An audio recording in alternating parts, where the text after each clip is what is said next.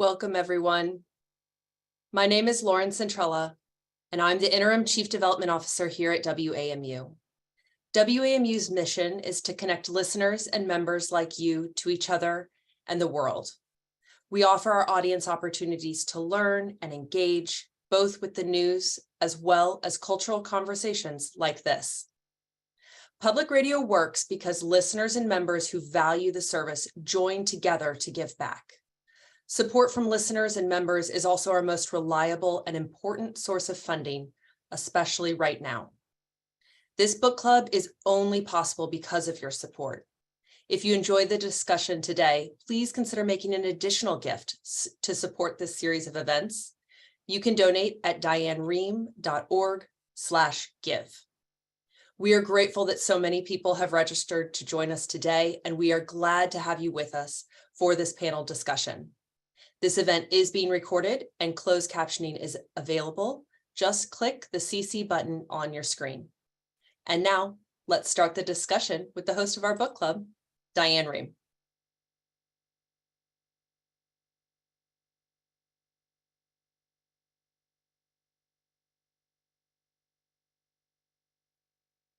Thank you, Lauren.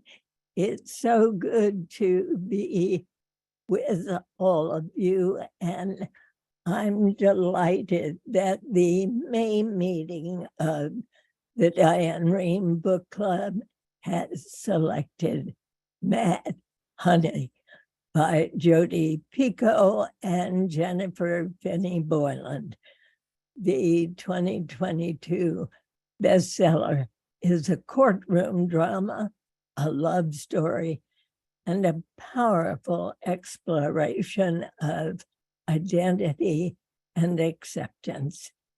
Joining me to discuss Mad Honey are three wonderful guests.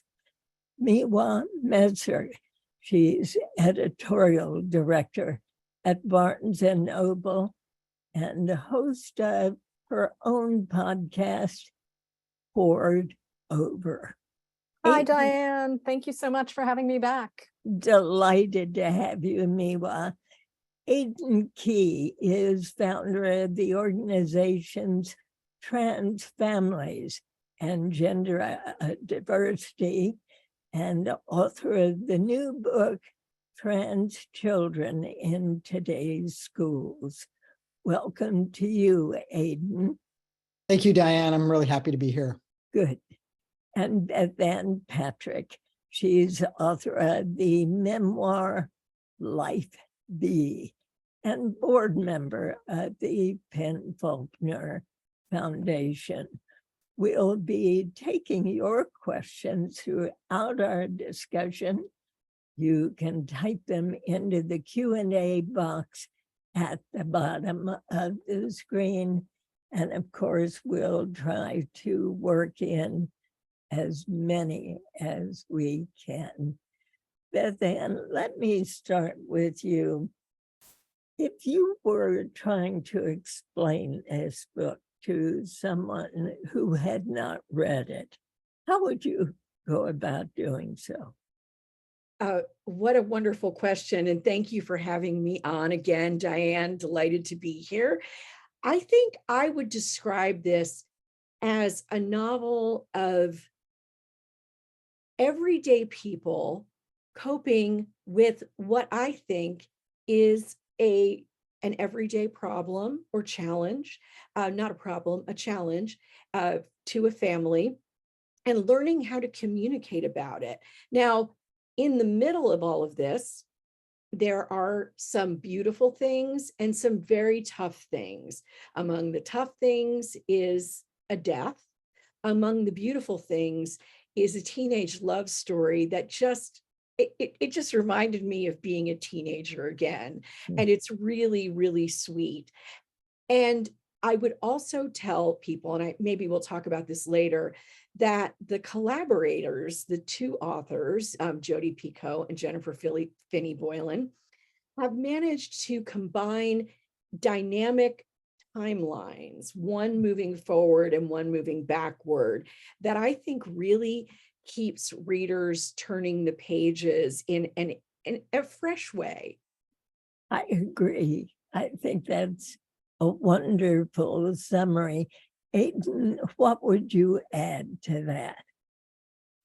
Mine would be much more concise in that reading the book, I just felt so personally invested in it as a trans person myself, and it just what I would be telling someone else is, I'm telling you nothing.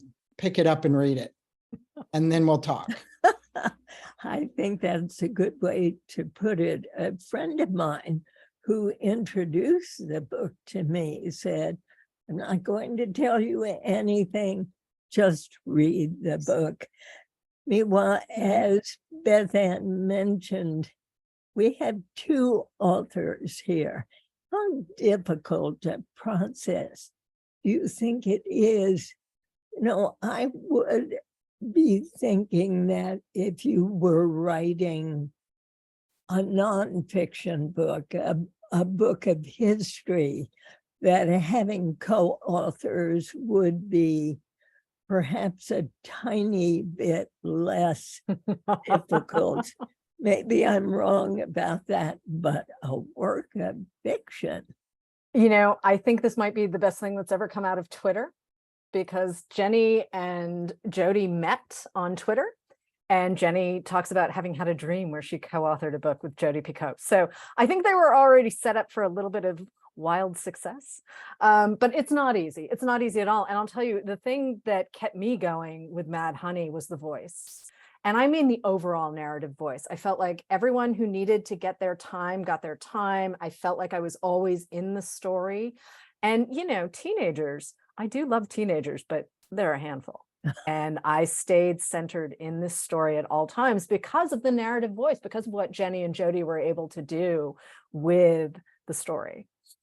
Well, it's interesting that we learn that there are difficulties that occur really almost as soon as you start reading the book. And then we go backwards through the voice of the young woman who has died. We don't know how she's died, but she has died. What did you make of that, Aidan? Was that something that you liked, or that you would rather not have known about this young woman early on? Well, good question. I think it made me apprehensive right out the gate. I thought, okay, the trans person dies, which is a narrative that is all too common in fiction and in real life. And, you know, in some respects, right out the gate, I have a little bit of a broken heart, and yet I get to discover more. So I felt like it was handled very, very well. And it wasn't the narrative that I would have expected, and any number of marginalized populations could probably relate to that. You know, what characters get killed off in a movie or in a book or things like that, and then who's left. So I felt like it was. I was happy to happy might not be the right word, but happy to discover the unfolding of the story. You know, Aidan, I am so interested in hearing that, because it is exactly the final girl trope, isn't it? That, you know, feminists have been talking about for a long time, you know, having this person who is marginalized, who is femme, who is somehow viewed as weaker, you know, and that's the person that gets killed off. That's the person who dies. And I also felt immediately, knowing, I mean, I wasn't necessarily present at the creation, but I do spend a lot of time on Twitter. So as Miwa said, I knew that Jenny and Jodi had met there, and I knew that this book would involve at least one trans character. So when I saw that Lily was dead, I thought, as you did, why does it have to be the trans character who dies? But in this case, what they did with it in the unfolding, I agree, actually allows for a lot of explication of what's going on in this community and in the characters' heads that helps us learn more about people who are trans. So I still have a little tug about the death, but I am glad that there was so much taken from it. Yeah, I mean, I was in the same place as everyone else. I was like, oh, really? Oh, but I had to trust Jenny and Jodi. And, Jodi's known for taking on rough stuff, right? I mean, her books connect with readers across the country, all different demographics. I mean, she has written about school shootings. She's written about abortion. She has written about lots of big ideas, right? That sometimes make a lot of folks uncomfortable. And I just trusted that that Jenny and Jodi together were going to deliver an experience that I wanted to be a part of. And when you trust an author like that, it's really not a scary path to go down. Now, if you've never experienced Jenny or Jodi on the page, that's another story. So I feel like I had a little bit of an inside edge walking into it, where I was like, okay, you know what? I don't love this, but I get where we're going. And, as a brown woman in America, like, I'm kind of used to being the one where I'm like, oh, hey, we died. Okay. So, it's always a little complicated. But again, if you trust the writer or writers in this case, good stuff can happen.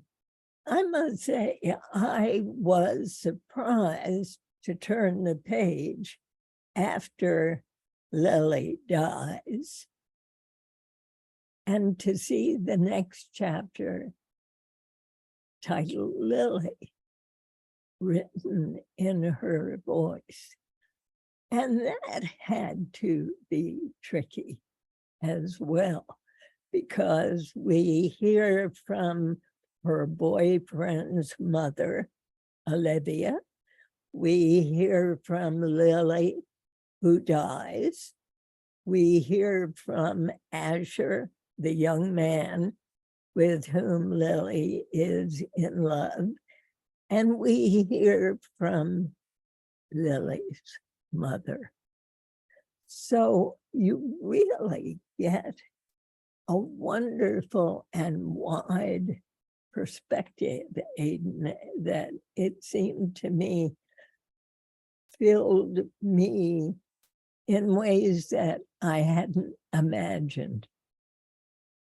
It was very powerful. And I think to Beth Ann's comment about the process of explication, I was wondering how that was going to go also, because so much of our lives are not only misunderstood, but just not understood at all.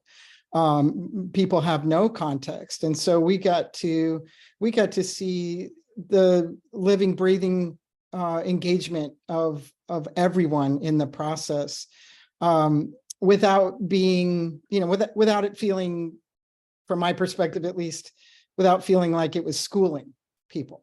And I have to admit that as I was reading it, I loved hearing Lily's chapters, but I was hungry for Elizabeth's. And I was, that's so much of my world is engaging with parents, grandparents, and other people who cannot relate to a transgender experience. And I felt like that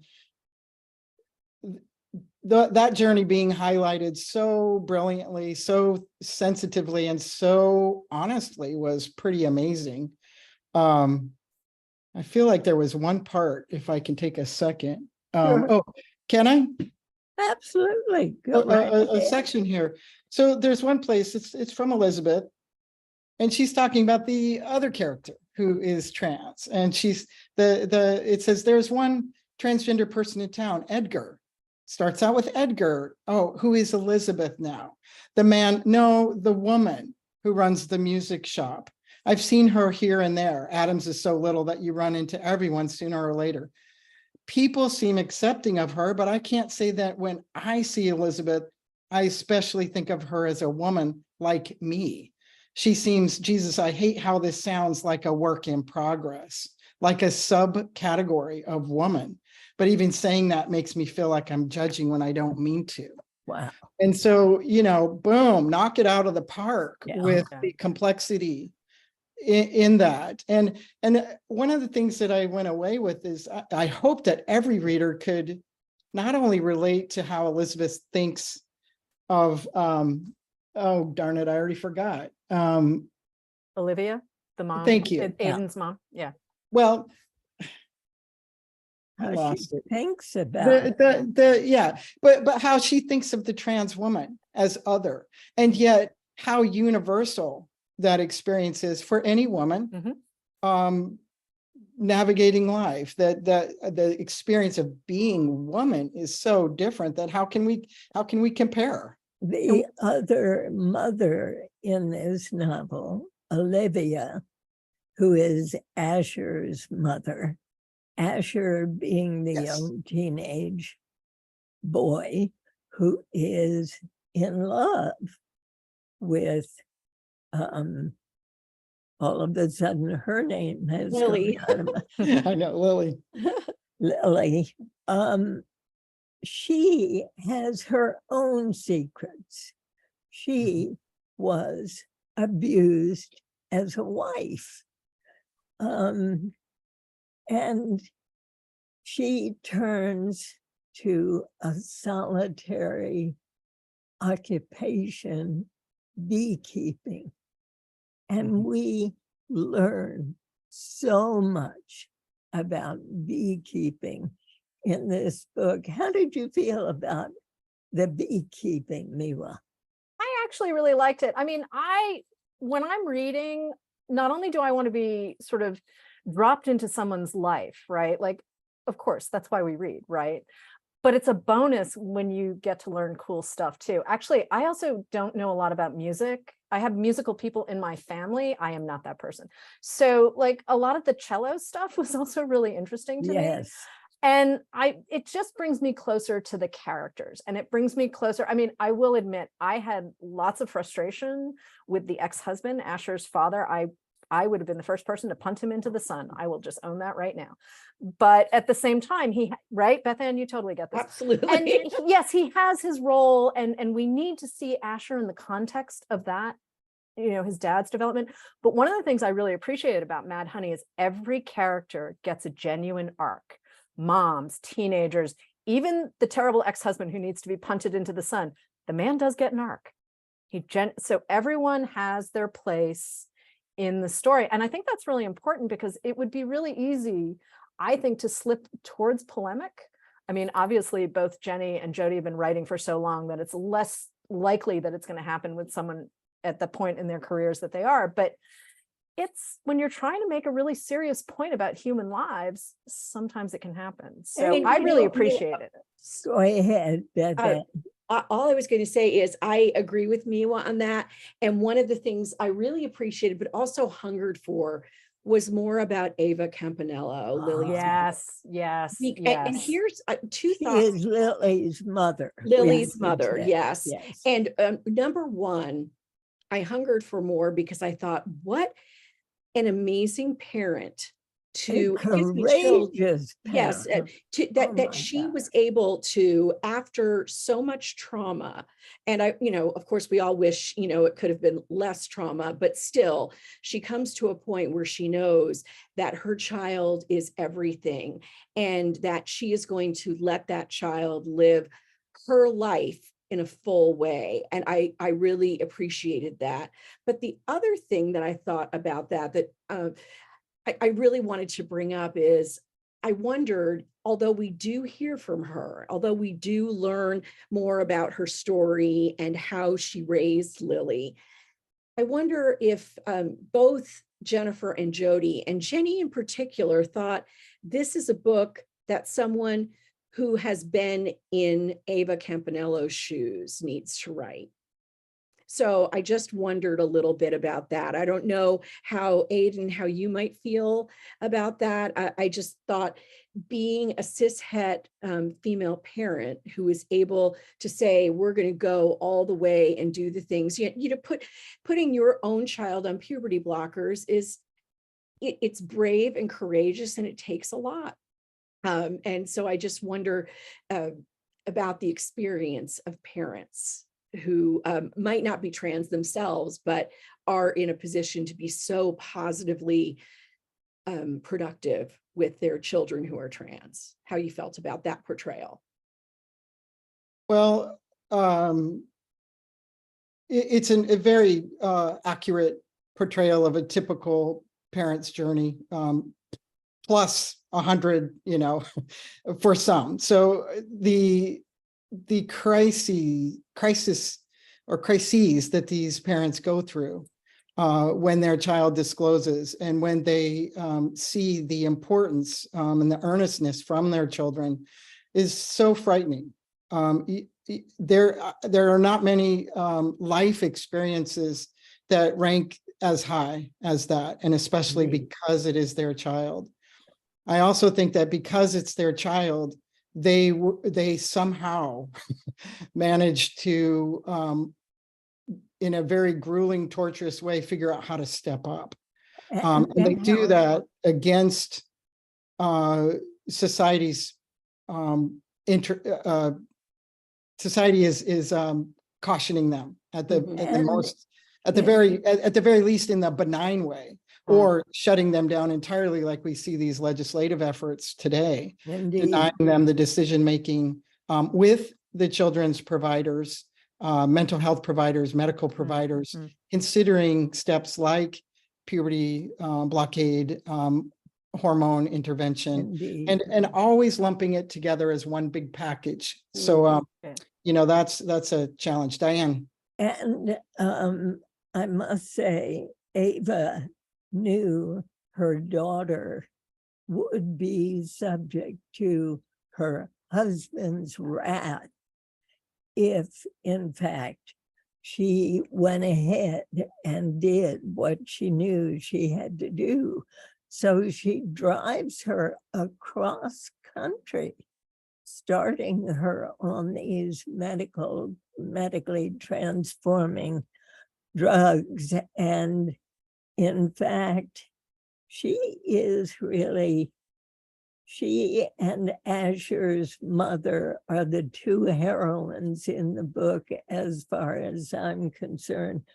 We have a comment here from a listener who says, I had the fortunate experience of picking up this book without knowing it would involve a transgender subject. I can honestly say I was surprised, as the characters were, when it was revealed by the medical examiner in the courtroom. The authors did a great job of not revealing this until that moment. All the exposition occurred after the surprise reveal, and I appreciated learning about the subject from the author's writing. I think that is so true in this book, because we understand the trauma that Lily herself goes through, to recognize, to acknowledge, to understand and try to help others understand that she wasn't comfortable as a boy.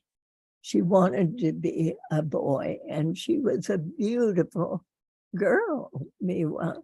So it made it all the more special for her. One of the things I love about novels as an art form, right? There are two things that novels can do in ways that are so profound. And yes, I'm a little biased. I mean, hi, book person. But the idea that we can feel empathy for people who are not us, right? I was with Lily the entire time, but I was also with Aidan, I was also with Olivia, and I was also with Ava, and really feeling their challenges and really being invested in the choices and decisions they're making. And some of them I didn't agree with, not all of them. I wish Olivia had left her husband a little sooner. Honestly, I did have some moments where I'm like, sweetie, why are you marrying this guy? Like, run. And I love the fact that both Ava and Olivia chose their children, like straight up. That's like the ultimate mom thing. It's like, I'm choosing my children. But, you know, Ava does finally have a moment too in the book where she says, you know, surgery felt like a bridge too far. And I'm like, lady, I understand this is your child. I'm going to step back for a second. But I was like, it took you long enough to get here. Your kid has been telling you the whole time. And I'm one of the people who believe that transgender children know. They know. You don't wake up on a Tuesday and suddenly decide that, no, you know. And I don't know if anyone else here has read the Amy Ellis Nutt book, Becoming Nicole, but that follows Nicole Mains's transition as well. And her dad, Wayne Mains, actually became a really vocal activist, an advocate within the LGBTIA community, but he really goes, and he's very honest about the journey he goes through so that his child can become her true self. And I think that's really profound. And it's something obviously that Ava goes through as well, but, you know, impatient me sometimes is kind of like, well, why aren't you there yet? If she got there too fast, we wouldn't have the book. But there's a question here from Cheryl. Please discuss the character of Maya. I found her the most difficult to understand and her actions reprehensible. Bethanne? Without any spoilers, I do think this is important to discuss, but Diane, do you mind if I interject something to follow on Miwa first? Go right ahead. And Cheryl, I'm not ignoring this question. I will get to it. One of the things in looking at the characters and their choices that was quite interesting to me was Ava's hesitation over surgery, because I know, I'm not sure if all of us are, but I know Aidan and I, just because I saw your Wikipedia page, are the same age. And I have two half siblings who are 8 and 9 years older than I am.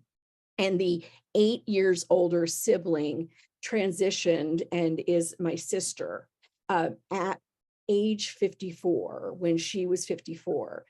And I remember how I wished at that point that she had been able to transition so much earlier in her life, so much earlier. And I knew her all the way through when I was a child. And so I think that it is important for parents to do as much as they can when they know. I don't know if her mother did. I will never know that. But is there an age, Bethanne, beneath which you think parents should wait? I mean, we're hearing about 2 and 3 and 4-year-olds who say, I don't want to be a boy, I want to be a girl, or vice versa. I mean, it's tough.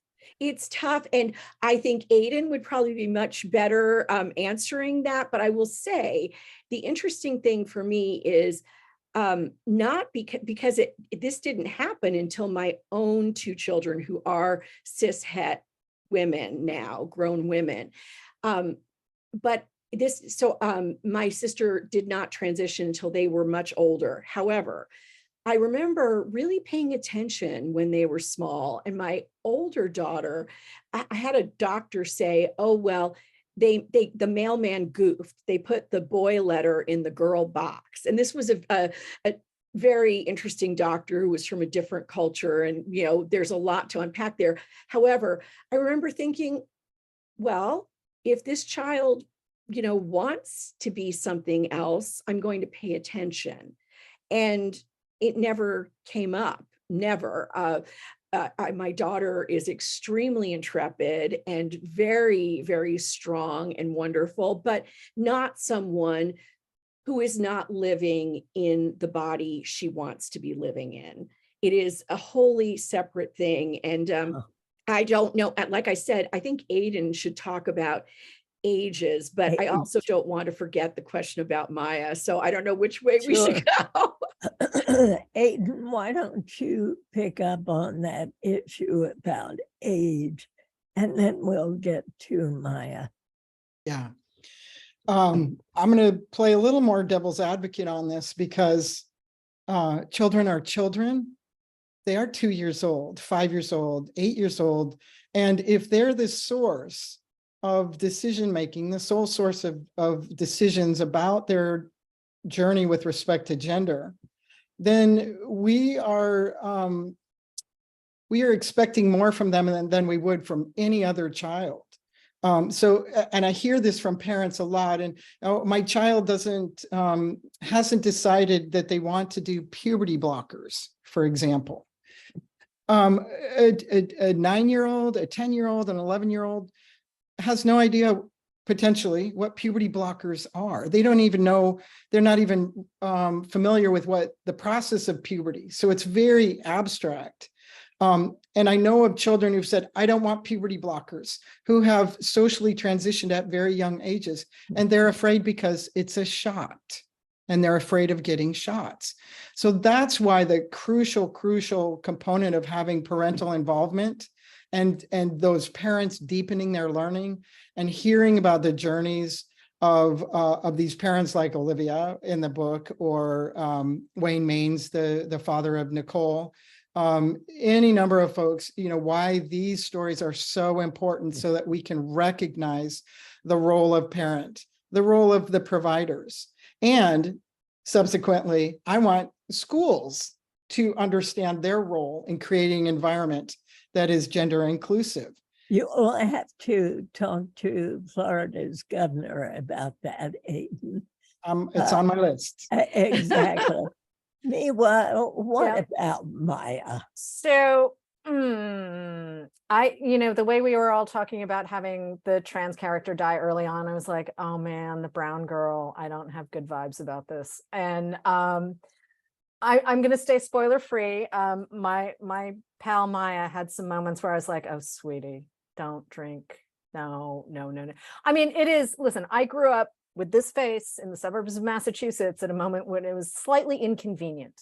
And there's a reason I now live in 2 very large cities. We make our choices, right?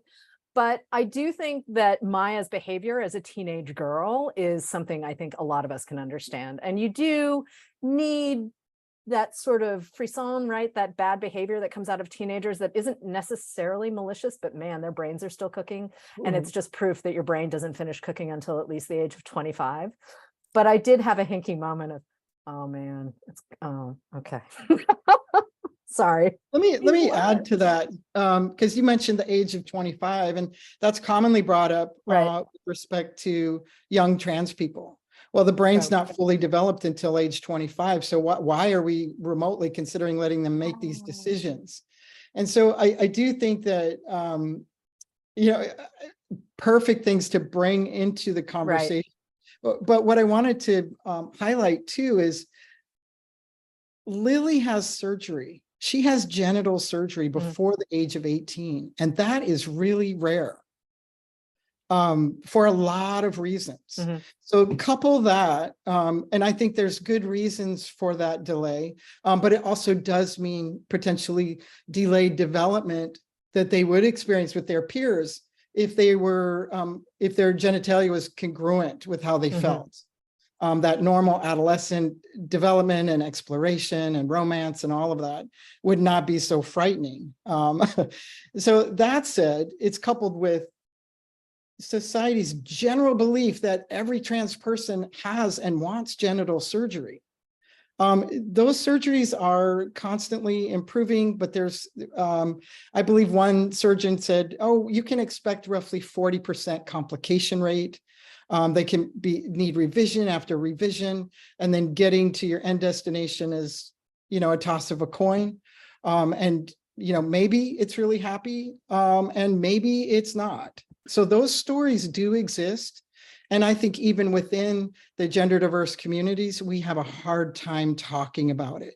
We have a hard time talking about it because we want the opportunity to make those decisions. We don't want to be denied them, but we need more dialogue. And so whether that's surgery, whether that's gender inclusion in schools, whether that's early puberty intervention, it's not throw the brakes on.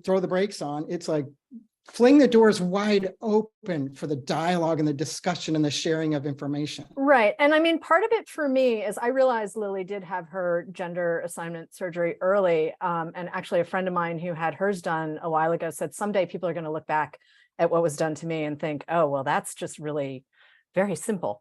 And she had her surgery done, I think about 10 years ago at this point. And I get it. But at the same time, I think it's really great that we have this opportunity, right, for this book to even exist in the world. It used to be that like you had a very specific subset of books, right? And some of which were very, very academic. And that's great. And they're important. And libraries, I'm a library kid. I love libraries. But at the same time, like to just have a story set in the context of a family, right? Like we all have families. We may not like our families. We may choose to have different relations. We may have families of origin that, whatever. But the idea that everyone has a basic understanding of what a family can be or should, or what they would like it to be. I think it's a safe way to explore some stuff that can feel a little uncomfortable for some people. And Miwa, I think it's also, this is something I think that's very important. And tying into what Aidan's been saying is, one of the things that I think is so difficult for the trans population at large is how prurient straight people can be about, oh, how does everything work? What does it look like? What does it feel like? All this stuff. You know what? It is not your business. It is, unless it is. And when it is, you will find out how to ask those questions. And so putting it in the context of a family where people do need to, make sure about your safety, about your, happiness, about in the families that, we want to, live in. It also offers a way to talk about some things that people need to know about without sensationalizing them. Right. And Lily, I want to change the subject a little bit. Okay. Here's a question. I was frustrated because it seemed that Asher really never got to speak. He didn't get any chapters in his voice, and Jordan being Olivia's brother, the attorney, who apparently has appeared in Jodi Picoult's books previously, Jordan's repressive handling of him was maddening. Did you feel that way, Aidan? I did not, because, first of all, let me just validate. I wanted to hear Asher's thoughts more. We had to wait. But I thought it was very skillfully done as to why we couldn't get his voice, which is Jordan was shutting him down. Exactly. And then also, so there's legal reasons for that. The mother is busy being conflicted with all of her thoughts about her child. But also, I imagine if I were in Asher's shoes, how do I tell the world that I love this beautiful woman, this person, Lily, especially because she's transgender? Because if what I see is that the voices, especially of men, sharing their desire, their love for a trans woman or someone on the trans feminine spectrum, is probably about one of the most derided and vilified forms of love that you can express. And that picks up with this comment. I'd be interested in the panel's thoughts about what we should take away about what is secret versus private. I like the theme that we are perhaps not entitled to know the details of the history of others. Miwa? Yeah, I'm so glad that someone asked that question, because that's the thing I've been sort of chomping at the bit about, just to riff off of what something Bethanne said earlier and Aidan said earlier too. We're not entitled. We're absolutely not entitled to someone's private story. And that doesn't mean they're keeping some weirdo secret. It's not your business. And I think, you know, it's one thing if it shows up in a novel, right? And like, here we have the whole landscape and everything else. I mean, I think it's a very fine line between privacy and secrets, and we don't, as a culture, do a great job of respecting that. And I think it's kind of getting worse with time too. Like, I remember being, and maybe this is because I grew up in a very waspy New England, but like, we just didn't talk about things. And I'm not saying we need to do that either. That's not healthy. All I'm saying is there's certain things where it was like, well, so-and-so is just so-and-so. But Lily is living in utter fear. Yes. From the moment she gets to that school, she is in fear, even though she's moved out of that community away from her father. She's had all of her surgery. She's falling in love with young Asher. And he is such a loyal young man. Mm-hmm. And once he finds out, it takes him a while to adjust, Bethanne. It really takes him. Lily fears he's gone for good.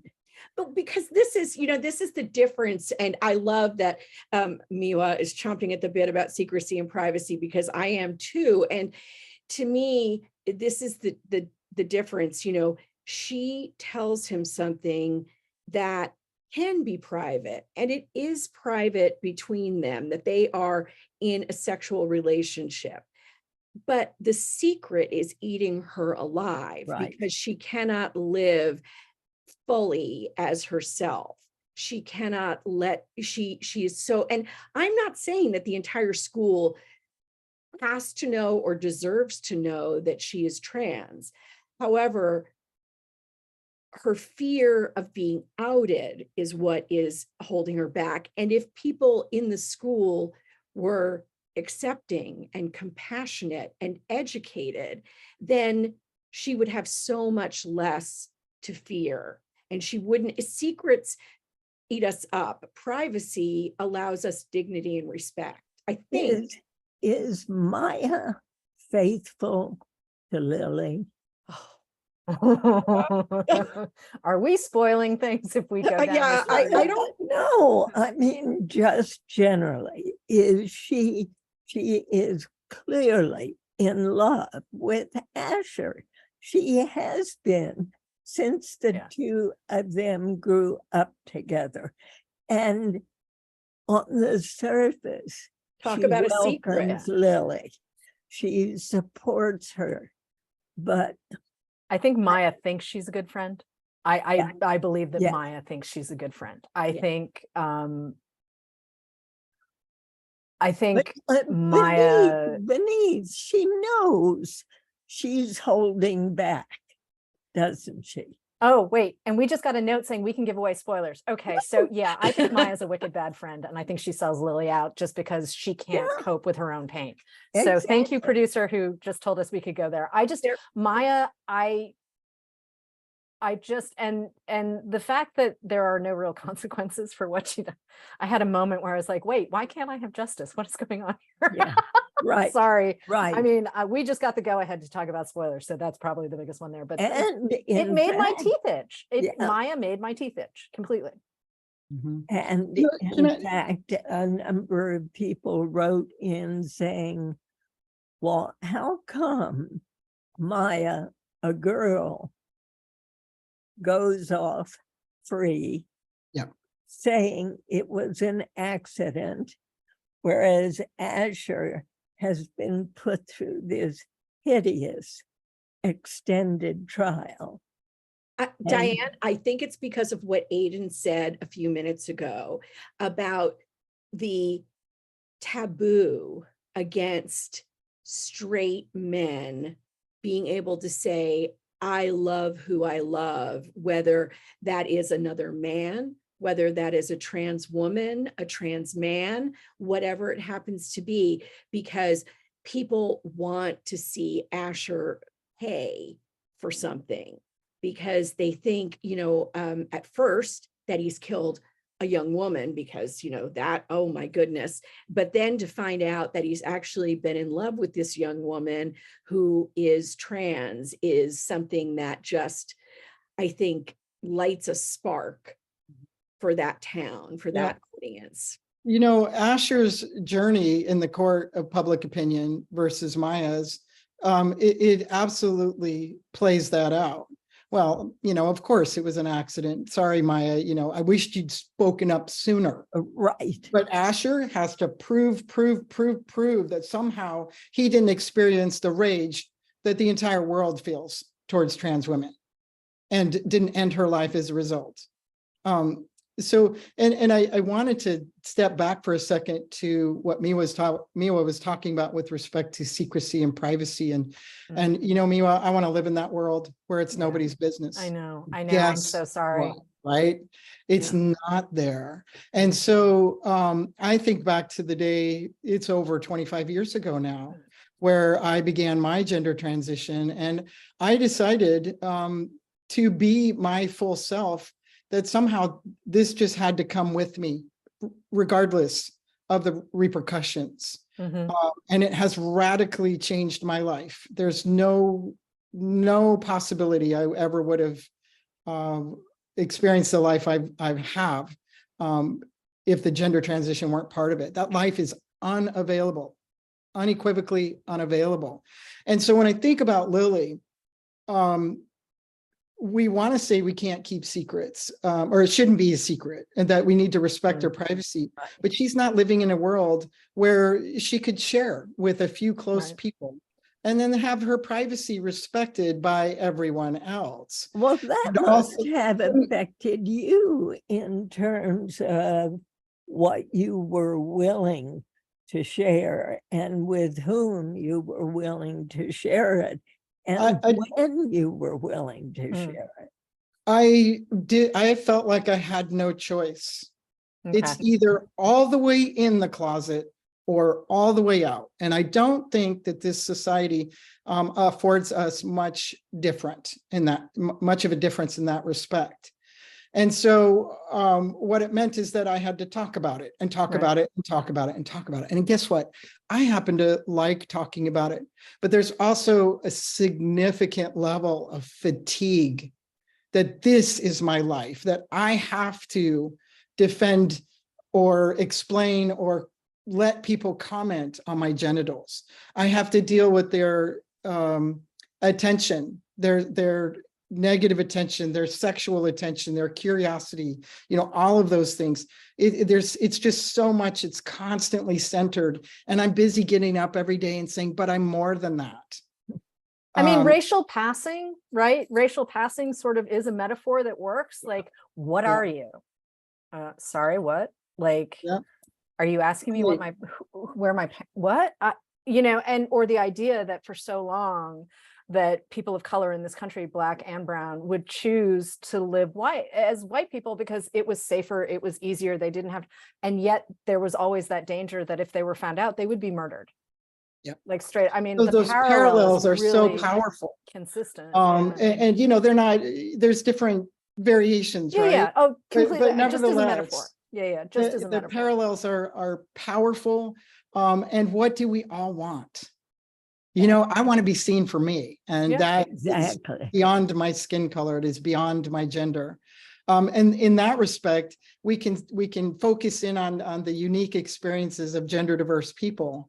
But if we actually wanted to do ourselves and society a better service, we would focus on the universal, How can we relate to each other? And one of the things I hear from a lot of people, and really good supportive allies who are cisgender, is they say, well, gosh, Aidan, I couldn't possibly understand what your life is like. And I know what they're getting at. I wouldn't know your experience. And I just think, you know what? Yeah, you can. Yes, you could. Let's sit down and let's talk about the ways that we can relate. And that's where that secrecy and privacy thing comes up. That's what I thought was really well done in the book, with respect to Asher's mom, because she had her privacy, and it was also whispered about. And then there is this, what about all the rage that Ava Campanello held against Asher and his mother? Why didn't that carry on when the real culprit was revealed, Bethanne? You know, this is one of the things that I wanted to know more about. I wanted to understand Ava more because through Olivia's eyes, she seemed to be sort of a little beaten down, a little Passive. Yeah. And I thought, no, this is not the person who got Lily through all of this medical care and recuperation. This is not the person who drove that girl cross country. What is Olivia missing, and what is missing? And I don't want to say, Jodi and Jenny missed anything, but again, this is why I wondered earlier if they each felt maybe they didn't completely understand her experience. Or maybe Ava herself was as much in hiding as I also think daughter. grief, though. I Yes. mean, grief, your children aren't supposed to die before you do. And I think, and this goes back to a lot of what we've been talking about throughout the course of this event, is just we don't have a lot of language for the things we really should be talking about. And I'm hopeful that like the progress that we've seen, right, in the last 10, 15, 20 years even, like I feel like as hard as things are right now, there has been some progress. And like if we can continue to move forward, we just have to figure out how to do it together. And, one of the things I really like about Mad Honey too is the fact that, Jodi is a cis het white woman and Jenny's experience is very different. And the two of them together have made a really powerful piece of art that can speak to any of us. And, we shouldn't overlook that. And grief is so much a piece of each of the characters' journeys. Thank you. That is, you're right. And it's just grief, like grief is not something you manage, right? Like it happens. And either you get through it gracefully, some people do, or you're just a giant hot slobbery mess. And there doesn't seem to be a middle ground with grief, which is why. But now think about all the books that are being banned these days, not only in Florida, but in Oklahoma. You have other areas of the country that are really considering how should we educate our young people. Is this a book we as parents want to allow our children to read, or is it one we want to keep them away from because we don't want to put ideas in their heads? Diane, kids have already found this book. I was going to say, kids have already found this book. They're living on the internet. Like, I mean, and I say this as a library kid too. I mean, I was reading stuff because we didn't have YA, when I was coming up, we didn't have YA the way it exists now. So I just turned left instead of turning right at the library, and nobody stopped me. Yeah. So, I mean, kids are going to find, they are resourceful, they are smart. So they find it no matter what. They're looking up things on their phones. Yeah. They don't even, when a school bans a book, I think the child can find it so easily for, for us, like you, Miwa, I would go to the shelves that, any shelves that I could access, and I was allowed to read almost anything I wanted to read. And I think now kids are able to see all kinds of things on their phones, not just the actual book, but also librarians saying, here is a banned book list, and they can go and find those books themselves. And one of the things I found really interesting to think about in Jodi's work is it has been banned, some of it in states that you might not expect. Like, Connecticut, for example, 19 minutes winds up. And this is because, of these, book banning posses or posse, I'm not sure. But I do think that we don't want to take info away from kids. Even when they have it all on their devices, we just want them to be able to see all of these perspectives. Because as Miwa said, this is what fiction gives to us. So much compassion. Do you believe that we're going to see more, quote, educational novels about the trans experience? This was pretty darn vivid. And helped us to understand the courage it took for a young woman to go through this. Are we going to see more of that? What I would really like to see is trans authors being published the way cishet authors get published, or like any kind of, I would like to see more voices in the world than not. And I would just hope that really great books get published, and sometimes, not so great books books are amazing. And it's why I do what I do. And my eyes are getting big even as I talk about it, because I am one of those people who gets to do the thing that I love every single day. And I would like to see good books, lots of good books.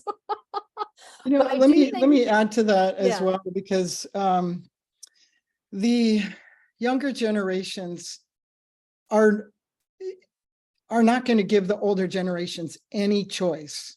You don't put the cat back in the bag. They're going to school with transgender students. They're going to school with non-binary identified students. They know what non-binary means. They know what cisgender means.